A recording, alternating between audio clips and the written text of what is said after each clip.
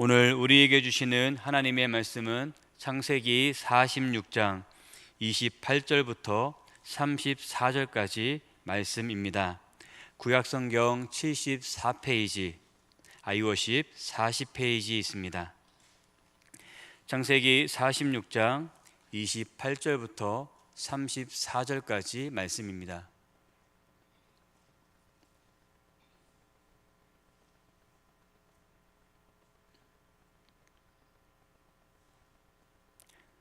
창세기 46장 28절부터 34절까지 말씀, 이는 살아계신 하나님의 말씀입니다. 함께 봉독하시겠습니다.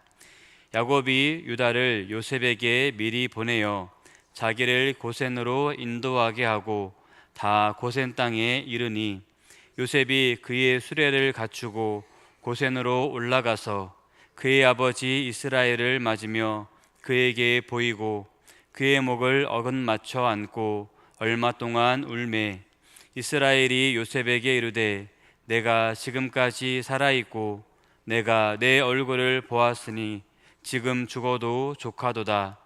요셉이 그의 형들과 아버지의 가족에게 이르되 내가 올라가서 바로에게 아뢰어 이르기를 가나안 땅에 있던 내 형들과 내 아버지의 가족이 내게로 왔는데 그들은 목자들이라 목축하는 사람들이므로 그들의 양과 소와 모든 소유를 이끌고 왔나이다 하리니, 바로가 당신들을 불러서 너희의 직업이 무엇이냐 묻거든 당신들은 이르기를 주의 종들은 어렸을 때부터 지금까지 목축하는 자들이온데 우리와 우리 선조가 다 그러하니이다 하소서. 애굽 사람은 다 목축을 가증히 여기나니 당신들이 고센 땅에 살게 되리이다. 아멘. 오늘 본문은 야곱과 요셉이 다시 만나게 되는 장면을 기록하고 있습니다. 야곱과 가족들이 고센 땅에 도착한 이후에 요셉은 아버지와 가족들을 만나기 위해 고센 땅으로 올라갔고 그렇게 가족들과 만나게 되었습니다. 이 감격적인 내용이 오늘 본문 29절과 30절에 기록이 되어 있습니다. 우리 본문 29절과 30절 말씀을 같이 읽겠습니다. 요셉이 그의 수레를 갖추고 고센으로 올라가서 그의 아버지 이스라엘을 맞으며 그에게 보이고 그의 목을 어긋맞춰 안고 얼마 동안 울매, 이스라엘이 요셉에게 이르되 내가 지금까지 살아있고 내가 내 얼굴을 보았으니 지금 죽어도 족하도다. 아멘. 여러분들은 혹시 가족들과 얼마 동안 떨어져 있다가 다시 만났던 그런 경험이 있으신가요? 가족마다 상황이 다르겠지만 짧게는 몇 주에서 길게는 몇 달, 더 길게는 몇 년 만에 다시 만나는 경우가 있을 것 같습니다. 이 떨어져 있는 시간이 길면 길수록 다시 만났을 때 기쁨이 더욱 큰 것 같습니다. 그런데 그렇다고 해서 그 기간에 무조건 정비를 하는 것은 또 아닙니다. 짧게 떨어져 있다 하더라도 다시 만난 기쁨이 큰 경우도 있습니다. 이것은 기간에 상관없이 떨어져 있다가 다시 만나는 것 그 자체가 매우 큰 기쁨이 된다는 것을 의미하는 것입니다. 이번에 저희 둘째 딸 아이가 필리핀 영어 캠프에 다녀왔습니다. 가족들과 떨어져서 혼자 보내는 시간이 이번이 처음이었습니다. 첫째 아이 아들도 비슷한 나이일 때 영어 캠프를 다녀왔었는데요. 큰아이 때는 떨어져 지내는 것이 저에게 그렇게 큰 영향이 있지 않았습니다. 집이 없어도 영어 캠프에 가 있으니까 하는 생각에 아들의 그 자리가, 빈자리가 그렇게 느껴지지 않았습니다. 아마 아들이라 그런 것 같습니다. 근데 딸 아이는 좀 달랐습니다. 3주밖에 되지 않았는데 같은 기간인데 집이 많이 허전했습니다. 어디를 가든지 무엇을 먹든지 이 딸이 같이 없다는 그것이 허전함이 계속해서 느껴졌습니다. 3주밖에 되지 않는 시간인데 저에게는 몇 년과 같이 그렇게 느껴지는 3주였던 것 같습니다. 같이 영어 캠프 다녀왔던 한 아이는 공항으로 마주 나온 부모님을 보자마자 너무 반가운 마음에 달려와서 아빠에게 펄쩍 뛰어 안겼다는 그런 아이도 있었습니다. 5학년이면 작지 않습니다. 덩치가 꽤 이제 크잖아요. 그만큼 헤어졌다 만나는 것은 기쁨과 반가움이 있는 것입니다. 그런데 오늘 말씀에서 보는 야곱과 요셉이 다시 만난 이 시간, 결코 짧은 시간이 아닙니다. 무려 20년이 넘는 시간을 헤어졌다가 다시 만난 상황입니다. 17세밖에 되지 않았던 어린아이가 종으로, 그것도 종으로 타국으로 그렇게 팔려가게 되었습니다. 형들에 의해서 노예로 팔려가게 되었고, 그렇게 가족들과 헤어지게 되었습니다. 야곱은 형들의 말을 통해서 그 아들이 이제 죽었다, 그렇게 알고 있는 상황입니다. 그렇게 야곱은 아들 요셉을 가슴에 묻은 채 살아왔습니다. 하지만 요셉은 그렇게 시간이 흐르는 동안 굉장히 험난한 삶을 살게 되었습니다. 보디발의 집에 종으로 팔려가고 누명을 쓰고 감옥에 갇히게 됩니다. 바로 왕의 꿈을 해석하며 애굽의 총리가 되었을 때에 그의 나이가 30세였습니다. 바로의 꿈처럼 7년의 풍년이 지나고 흉년이 들기 시작했습니다. 이렇게 가족과 떨어져 지낸 20년 동안 요셉은 전혀 다른 인물이 되어 있었습니다. 그러한 요셉을 만난 야곱의 그 마음이 어떠했을까요? 죽은 줄 알았던 아들입니다.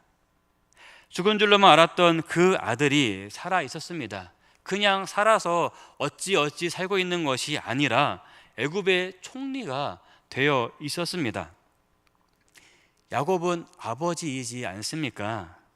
그 아들의 모습을, 요셉을 다시 만나게 되었을 때에 지금 내 눈에 보이는 그 총리의 근사한 모습, 그것만 보이겠습니까? 그 자리에 서기까지, 그 자리에 있기까지 얼마나 많은 고생했을까? 그 뒷모습들, 그 배경들 같이 생각이 들지 않았을까요? 이러한 여러 가지 생각들이 교차하며 야곱은 요셉을 안고 얼마 동안 울었습니다. 그 마음이 어떠했는가 하면 이제 내가 죽어도 여한이 없다 하고 말하고 있습니다. 평생 미안했지 않겠습니까? 평생 그리워하면서 그 아들을 그리워하면서 살아오지 않았겠습니까? 하지만 요셉을 만남으로 인해 더 이상 바랄 것이 없다는 것입니다. 그렇게 야곱의 가족들은 요셉과 반가운 재회를 할 수 있었습니다. 오늘 말씀은 고센 땅으로 이주해 온 야곱의 가족들이 요셉과 상봉한 이후에 고센 땅에 정착하게 되는 과정에 대해서 기록하고 있습니다. 이 과정에서 요셉이 그의 가족들을 위하여서 신중하게 조언하고 있고 또 배려하고 있는 것을 우리가 알 수 있습니다. 그런데 요셉이 가족들을 이 고센 땅에 거주하게 하려고 하는 이유가 있었습니다. 첫 번째 이유는 이 고센 땅이 애굽 본토와 멀리 떨어진 곳이었기 때문이었습니다. 이곳은 가족들이 애굽의 우상 문화에 영향을 받지 않게 하려는 이유였습니다. 애굽의 본토에 가까우면 가까울수록 그 우상의 영향을 받을 수밖에 없습니다. 이러한 이유에서 애굽의 우상 문화에 영향을 받지 않고 하나님에 대한 그 신앙을 보존하기 위하여서 고센 땅은 이 야곱의 가족들에게 매우 적합한 장소였습니다. 두 번째 이유는 고센 땅이 나일강 하류에 위치해 있기 때문입니다. 나일강 하류는 목초지가 풍부한 장소입니다. 목축을 할 때 가장 필요한 것이 물과 풀이지 않겠습니까? 목축을 하는 야곱의 가족들에게 이곳은 목축을 하기에 매우 적합한 장소였습니다. 세 번째 이유는 고센 땅이 애굽의 국경지대에 위치해 있다는 것입니다. 시간이 흐른 뒤에 이스라엘 백성들이 출애굽을 할 경우에 애굽을 빨리 빠져나가기 위해서 매우 좋은 위치라는 사실입니다. 요셉은 이 모든 상황을 감안해서 그의 가족들을 고센 땅에 정착시키려고 노력을 했던 것입니다. 이러한 사실이 요셉이 가족들에게 바로왕 앞에 섰을 때에 자신들이 목축하는 자들임을 사실대로 말할 것을 당부한 것을 통해서 우리가 알 수 있습니다. 애굽 사람들은 목축을 가증히 여긴다, 그렇게 말합니다. 그 앞에서 그들이 가증히 여기는 목축을 한다는 사실을 말한다면 애굽 본토가 아닌 멀리 떨어진 곳으로 보낼 것이기 때문이었습니다. 이 모든 것 하나하나 요셉은 하나님께서 주신 지혜로 준비하고 있었습니다. 그런데 사실 이 모든 것은 다 하나님께서 계획하신 일이었습니다. 창세기 46장 1절을 보면 야곱이 모든 가족들과 함께 떠나서 브엘세바에 이르렀을 때에 하나님께서는 3절과 4절에서 이렇게 야곱에게 약속하셨습니다. 우리 창세기 46장 우리 3절과 4절 말씀 바로 앞 페이지에 있는데요. 우리 3절과 4절 말씀을 같이 읽겠습니다. 하나님이 이르시되 나는 하나님이라 내 아버지의 하나님이니 애굽으로 내려가기를 두려워하지 말라. 내가 거기서 너로 큰 민족을 이루게 하리라. 내가 너와 함께 애굽으로 내려가겠고 반드시 너를 인도하여 다시 올라올 것이며 요셉이 그의 손으로 내 눈을 감기리라 하셨더라. 아멘. 뭐라 약속하시나요? 반드시 너를 인도하여 다시 돌아오게 할 것이다, 이렇게 약속하십니다. 그런데 이보다 더 먼저 하나님께서는 창세기 15장에서 아브라함에게 먼저 약속을 하셨습니다. 창세기 15장은 횃불 언약에 대한 말씀입니다. 여기에서 하나님께서는 아브라함에게 약속을 하셨습니다. 창세기 15장 13절부터 16절까지 말씀을 제가 읽어드리겠습니다. 창세기 15장 13절부터 16절까지 말씀입니다. 여호와께서 아브라함에게 이르시되 너는 반드시 알라.